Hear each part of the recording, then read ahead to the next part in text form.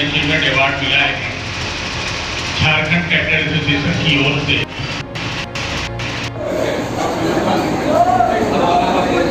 धनबाद जिला decorator association Jharia शाखा की ओर से प्रेस क्लब झरिया में झारखंड कैटरर्स एसोसिएशन रांची की ओर से झारखंड अचीवमेंट अवार्ड से झरिया के जलधर कैटरर्स को सम्मानित किया गया।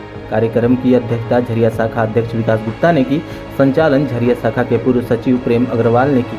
इस अवसर पर धनबाद जिला डेकोरेटर एसोसिएशन के अध्यक्ष प्रदीप सिंह, महासचिव पुरुषोत्तम रंजन, कोषाध्यक्ष जयशंकर प्रसाद के अलावे मोहम्मद इमरान मंच पर उपस्थित थे। अतिथियों ने जलधर मंडल को साल बुके देकर सम्मानित किया। सभा को संबोधित करते हुए प्रदीप सिंह ने कहा कि पूरे धनबाद जिले के लिए गर्व की बात है कि आज हमारे बीच के पुराने साथी जो 52 वर्षों से एक घोर तपस्या कर अपने व्यवसाय को खड़ा किया, वैसे व्यक्ति को झारखंड के कैटरर्स एसोसिएशन द्वारा सम्मानित हुए। आज हमें इनसे सीख लेनी चाहिए। पुरुषोत्तम अग्रवाल ने बताया कि लोगों ने इनके साथ रहकर काम सीखा और आज वह भी एक अच्छे मुकाम पर हैं।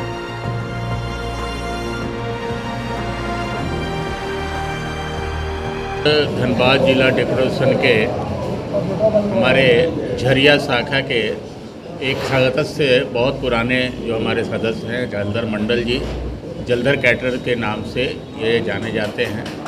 और इन्होंने इस बार हम लोगों का पूरे झारखंड कैटर एसोसिएशन के जो है हम लोग के जो पूरे जो है राज्य स्तरीय जो बैठक हुई उसमें इनको जो है अचीवमेंट चीफ पूरे मैंने इनको किया गया है, अवार्ड से सम्मानित किया गया है। और ये बहुत धनबाद जिला डेकोरेशन के लिए गर्व की बात है जो आज हमारे 52 वर्ष के ये कैटरर्स हैं और इनको पूरे झारखंड में झारखंड कैटर एसोसिएशन की ओर से सम्मानित किया गया।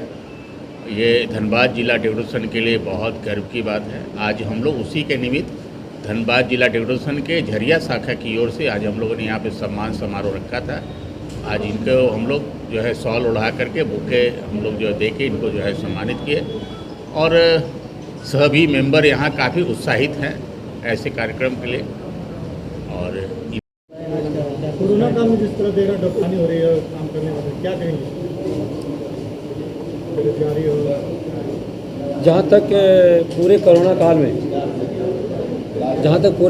काल में अगर सबसे ज़्यादा असर पड़ा है तो सर्विस सेक्टर जैसे व्यवसायियों पे, खास करके शादी ब्याह से संबंधित जुड़ा हुआ जहाँ भीड़ भाड़ का जो व्यापार होता है, जैसे हमारे व्यापार में लाइट्स, फ्लावर्स, डेकोरेटर, कैटरर्स, ये सब के जुड़े हमारे सदस्य हैं।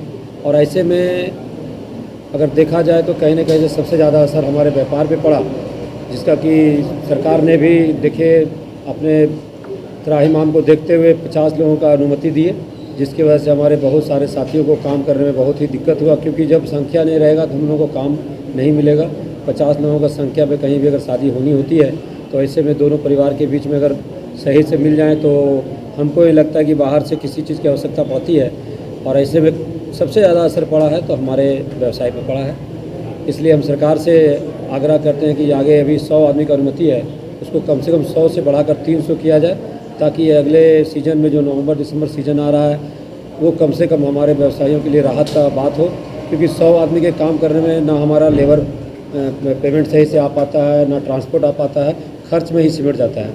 इसलिए दुर्गा पूजा नज़दीक है तो किस तरह से दुर्गा पूजा में भी बहुत ज़्यादा असर अगर पड़ा है तो हमारे व्यवसाय पे पूजा पाठ तो होना सरकार ने नहीं रोके, पर उन्होंने कहीं न कहीं जो जिस तरह का गाइडलाइन जारी किए हैं उस गाइडलाइन का हम लोग मैंने अगर सोचा जाए तो अगर गाइडलाइन जारी भी करना था सरकार को तो बहुत पहले करना चाहिए था।